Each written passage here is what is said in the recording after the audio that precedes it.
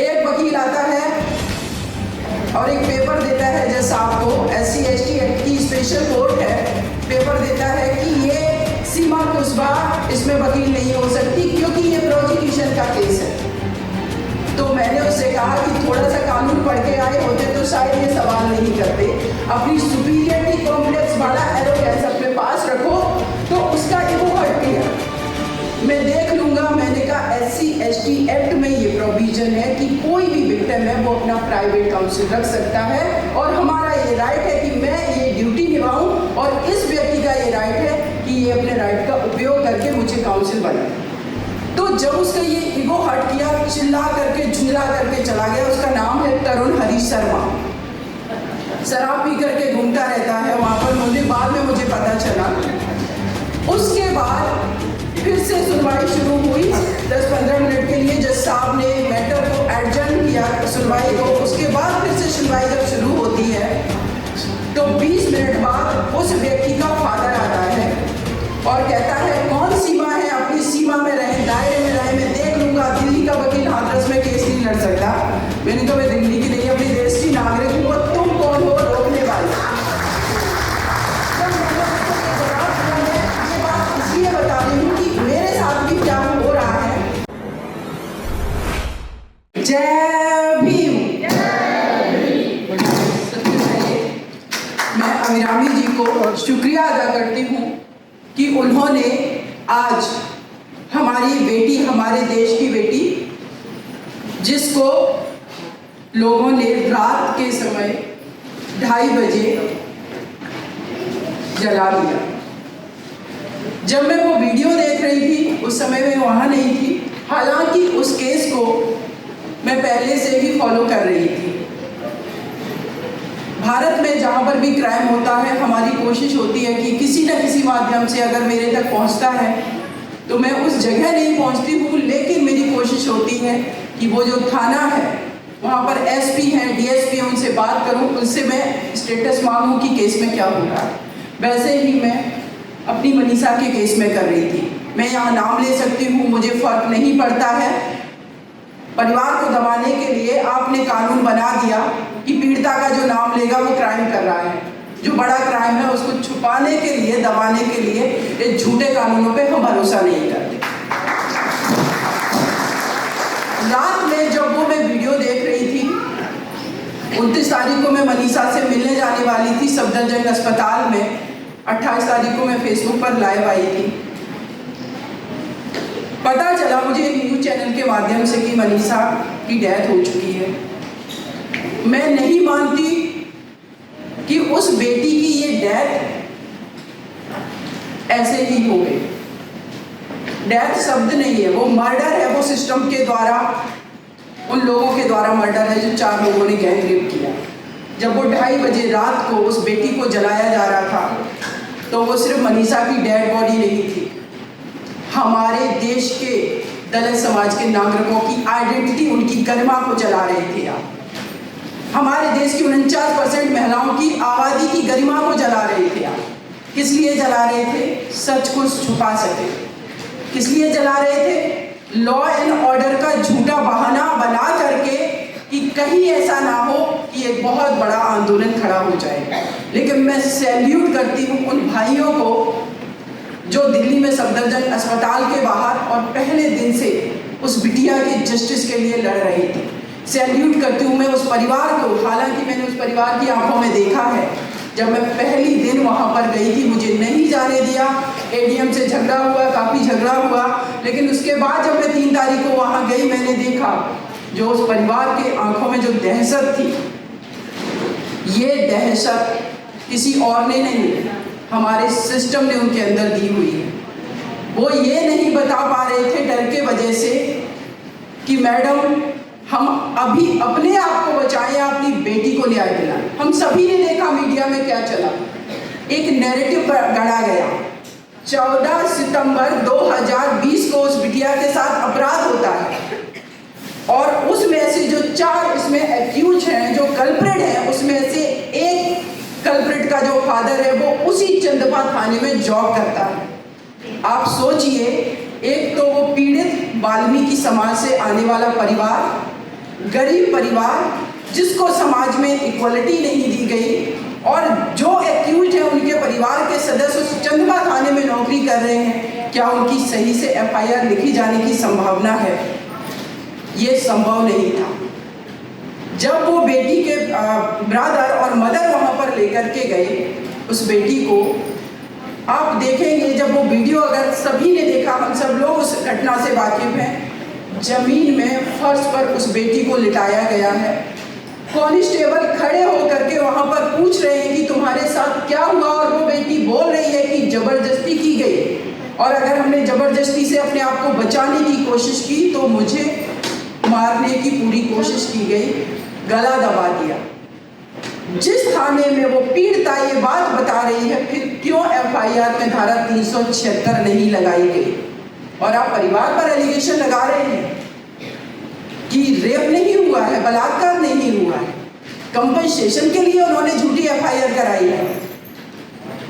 कितना आप बदनाम करोगे? एक तो आपने पहले से इतना भेदभाव कर रखा है, माना कि हमारे देश के संविधान निर्माता बाबा साहब भीमराव अंबेडकर ने संविधान के प्रारूप समिति बनाई, पूरे संविधान को बहुत अच्छे से उन्होंने बनाया, लेकिन सच ये है कि सामाजिक न्याय की लड़ाई में हम लोग अभी भी बहुत पीछे हैं। राजनीतिक लड़ाई में हम पार्लियामेंट में पहुंचे हैं, लेकिन मुझे तो कभी कभी महसूस होता है कि चाहे वो दलित समाज हो, चाहे ओबीसी समाज हो, अभी भी कठपुतली बना हुआ है सिस्टम का, क्योंकि ये सिस्टम वाकई में हमें नचा रहा है, हमें अपने अनुसार चला रहा है। तो ये सामाजिक जो लड़ाई, उसी का नतीजा है कि हम निचले स्तर पर जहाँ पर समाज में बैठे हुए हैं, वहाँ पर हमारी बेटियों के साथ अत्याचार होंगे, हमारे दलित भाइयों के साथ अत्याचार होंगे, तो उनकी एफआईआर भी नहीं लिखी जाएगी। जैसे कि अभी यहाँ पर हमारी जो मैम बोल रही थी प्रोफेसर, उन्होंने बिल्कुल सच कहा कि अगर किसी भी क्राइम में, किसी भी अपराध में SC एक्ट लगा है, इमीडिएटली आपको अरेस्ट करना पड़ेगा।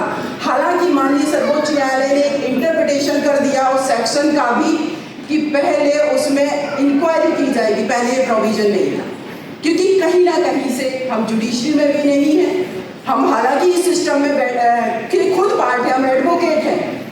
मैं माननीय सर्वोच्च न्यायालय के जो इंटरप्रिटेशन होते हैं, जो कानूनों का आप निर्वचन करते हैं, हमारे पार्लियामेंट में बने स्ट्रॉन्ग कानून को आप निर्वचन के द्वारा कमजोर कर देते हैं। और वही SC ST एक्ट के साथ हुआ कि पहले इंक्वायरी होगी, उसके बाद अरेस्टिंग होगी। जो इसमें मेन एक्यूज है लड़का संदीप सिंह, उसकी गिरफ्तारी 20 तारीख को होती है, ना कि 14 तारीख को, जबकि 14 तारीख को वो पीड़िता थाने में बोल रही है, पहली बार अपनी माँ को, अपने भाई को बता रही है। क्यों गिरफ्तारी नहीं की गई? धारा 307 भी लगी हुई है, SC ST एक्ट भी लगा हुआ है। उसके बाद मीडिया में जो चीज़ें चली हैं कि करीब 1 सप्ताह बाद उसने पीड़िता ने बताया कि गैंग रेप हुआ। चूंकि मैं इस केस को फाइट कर रही हूँ, मैं बताना चाहती हूँ, उस बेटी ने 15 तारीख की रात को ही, जब वो पूरी तरीके से होश में आई, अपनी माँ को ये बात बताई कि मेरे साथ इन 4 लड़कों ने गैंग रेप किया है और मुझे जान से मारने की कोशिश की है। 16 तारीख को ही, मात्र 2 दिन बाद, बिटिया के पिता जाते हैं थाने में, SO के यहाँ पर, CO के यहाँ पर, और थाने चंदपा में अपनी हैंड राइटिंग में लिख करके दे करके आते हैं लड़कों के नाम, लेकिन 22 तारीख तक उस बेटी का कोई बयान लेने भी नहीं जाता। नेग्लिजेंसी आपकी तरफ से, सिस्टम पूरा नेग्लिजेंसी दिखा रहा है, बिल्कुल संवेदनशील नहीं है। दलित की बेटी है, गरीब की बेटी है, क्योंकि इस देश में कास्ट, क्लास सब मैटर करता है, तो इसीलिए उन्होंने नहीं स्टेटमेंट लिया। लेकिन मैं फिर अगेन कहूँगी कि हमारा कानून ही हमें न्याय नहीं दिलाता है। जब तक हमारे सामाजिक आंदोलन एकजुट होकर के स्ट्रॉन्ग तरीके से खड़े नहीं होंगे, हमारे लिए बहुत मुश्किल है लड़ाई करना। हमें किसी से कुछ छीनने की लड़ाई नहीं लड़ रहे, इस देश के नागरिक हैं, इक्वल अधिकार हमारा है, और हमसे जो छीना गया उसको हम वापस भी नहीं ले रहे हैं। लेकिन अब हमें अगर तुम रोकोगे तो हम रुकेंगे नहीं। अब हम अपना शोषण नहीं चाहते हैं, और वही डिग्निटी की लड़ाई हम अपनी मंशा के लिए लड़ रहे हैं और आगे भी लड़ते रहेंगे। उसके बाद मैं इसी बात को आगे फर्दर करना चाहती हूँ कि जब 22 तारीख को और आंदोलन खड़े हुए, कुछ समाज के लोग, कुछ लोग मिलने जाने लगे, मीडिया में मैटर हाईलाइट हुआ, उसके बाद क्या कहा जाने लगा, माता ने और भाई ने भी बेटी को मार दिया। ऑनर किलिंग था। जो एक्यूज है चारों, उनमें से उनका एक जो लड़के का फादर है थाने में काम कर रहा है, क्या उसको ये लास्ट सितंबर तक ये बात नहीं पता थी? चूंकि ये लोगों को पता चल गया कि आंदोलन खड़ा हो गया, अब हम नहीं बचेंगे, अब ये चीजें फ्रंट पर आ गई हैं, तो एक नैरेटिव गढ़ा ऑनर किलिंग का। और उस बिटिया का जो चरित्र हनन मीडिया में किया गया, मुझे लगता है कि एक बहुत बड़ा धब्बा ये लगा रहे थे अपने देश पर, जो कि बाद में क्लियर भी होगा। और साथ ही साथ मैं ये कहूँगी कि आज के दिन हमारी मनीषा को रात के समय में जला दिया गया था। मैं आज उस बिटिया को श्रद्धांजलि अर्पित नहीं करूँगी, क्योंकि उन चारों अपराधियों को जब तक मैं सजा नहीं दिला दूंगी। मेरे लिए भी समस्या है, मैं डिस्कस करना चाहूँगी। कोर्ट रूम में 5 मार्च 2021 को जब पहली बार पीड़िता के भाई का बयान होना था, हम अपनी टीम के साथ दिल्ली से जाते हैं केस को अटेंड करने के लिए। एक वकील आता है और एक पेपर देता है जज साहब को, SC/ST एक्ट की स्पेशल कोर्ट है, पेपर देता है कि ये सीमा के उस बार इसमें वकील नहीं हो सकती क्योंकि ये प्रोसिक्यूशन का केस है। तो मैंने उससे कहा कि थोड़ा सा कानून पढ़ के आए होते तो शायद ये सवाल नहीं करते। अपनी सुपीरियरिटी कॉम्प्लेक्स वाला एरोगेंस अपने पास रखो। तो उसका ईगो हट गया, मैं देख लूंगा। मैंने कहा SC/ST एक्ट में ये प्रोविजन है कि कोई भी विक्टिम है वो अपना प्राइवेट काउंसिल रख सकता है, और हमारा ये राइट है कि मैं ये ड्यूटी निभाऊं, और इस व्यक्ति का ये राइट है कि ये अपने राइट का उपयोग करके मुझे काउंसिल बनाए। तो जब उसका ये ईगो हट किया, चिल्ला करके झुंझला करके चला गया। उसका नाम है तरुण हरी शर्मा। शराब पी करके घूमता रहता है वहाँ पर, बाद में मुझे पता चला। उसके बाद फिर से सुनवाई शुरू हुई 10-15 मिनट के लिए। जज साहब ने मैटर को एडजर्न किया सुनवाई को। उसके बाद फिर से सुनवाई जब शुरू होती है तो 20 मिनट बाद उस व्यक्ति का फादर आता है और कहता है कौन सीमा है, अपनी सीमा में रहे, दायरे में रहे, मैं देख लूंगा। दिल्ली का वकील हाथरस में केस नहीं लड़ सकता। मैंने कहा मैं दिल्ली की नहीं, अपने देश की नागरिक हूँ, और तुम कौन हो रोकने वाले? जब मैंने उसको ये जवाब दिया, मैं ये बात इसलिए बता रही हूँ कि मेरे साथ भी क्या हो रहा है। जब मैंने ये जवाब दिया कि तुम कौन होते हो रोकने वाले, मैं लड़ूंगी इस केस को, हाथरस में आके लड़ूंगी, लेकिन मैं जो चीज नोटिस कर रही थी वहां पर 2-3 चीजें नोटिस कर रही थी। क्यों उस दलित परिवार के साथ खड़ी हूँ? पहला सवाल, आप जूनियर एडवोकेट हो तो क्यों खड़ी हो? सीनियरिटी भी यहाँ पर बहुत हमारी कंट्री में चलता है, चाहे वो सीनियर 10 साल की वकालत 50 साल की हो गई हो, अगर कुछ नहीं आता तो सीनियर है, सैल्यूट मारो। ये मुझे लगता है यहाँ पर मेरे जितने भी यूथ बैठे हुए, मैं कहूँगी सीनियरिटी जूनियरिटी रिस्पेक्ट करो, लेकिन नॉलेज इन्फॉर्मेशन हमारे पास भी है, हम भी इक्वली डिफीट कर सकते हैं। हम सीनियर को फॉलो करते करते हमें भी बुढ़ापा आ जाएगा और हम फिर कुछ नहीं कर पाएंगे। इसीलिए आपके पास जो नॉलेज इन्फॉर्मेशन है, कॉन्फिडेंस है, उसको आगे बढ़ाओ और फाइट करो। उस व्यक्ति ने जब उसको लगा कि ये तो हमसे डरने वाली नहीं है, और दूसरा उनको सबसे बड़ी प्रॉब्लम महिला पेट्रियार्की की माइंड सेट, कोई कैसे कर सकता है? पूरे कोर्ट रूम में सारे जेंट्स लोग थे।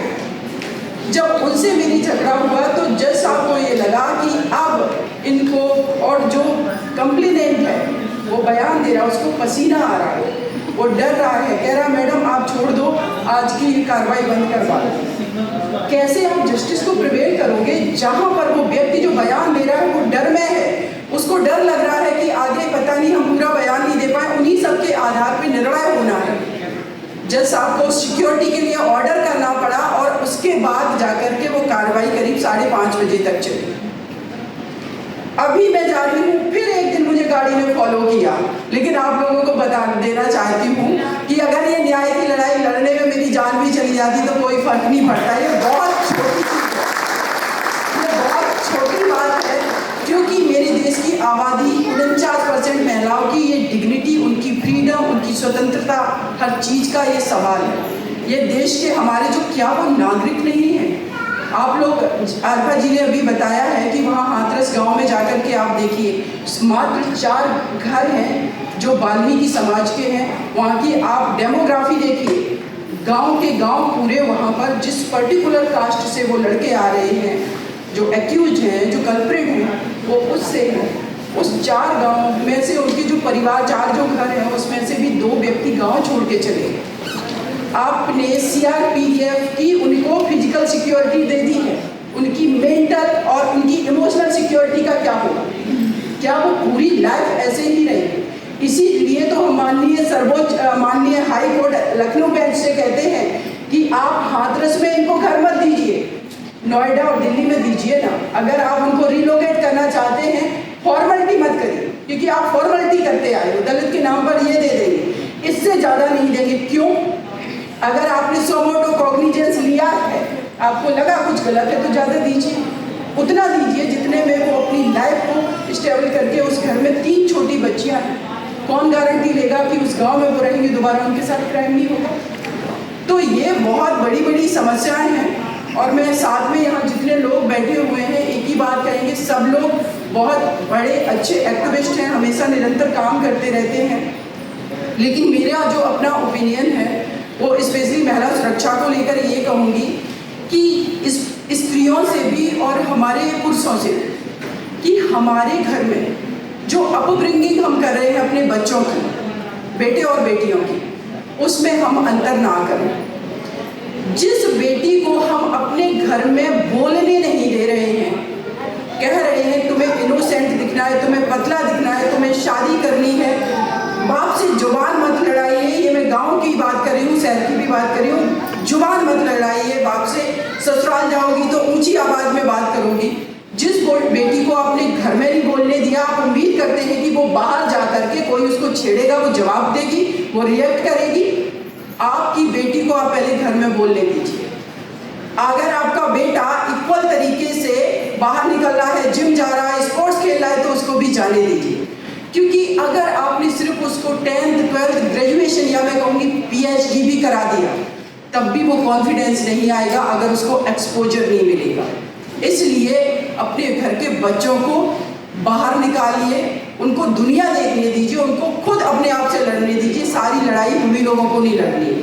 हमें अपने घर में ऐसे बच्चे तैयार करने हैं जो अपने हिस्से की लड़ाई खुद लड़ना सीखें। और अगर हमने ऐसा कर लिया तो शायद मुझे लगता है कि ये लड़ाई जो हम चलने वाली है लंबी 50 साल तक, वो 10-15 साल में ही फुलफिल हो जाएगी। क्योंकि हमारे आपके घरों में जो बेटियां आज पढ़ रही हैं, वही आगे आएंगी और वही इस समाज का निर्माण करेंगी और एक अच्छा भविष्य, अच्छा भारत बनाएंगी। सब्सक्राइब करें आपके अपने चैनल समता आवाज़ TV को, बेल आइकन दबाना ना भूलें सबसे पहले हमारी वीडियो देखने के लिए।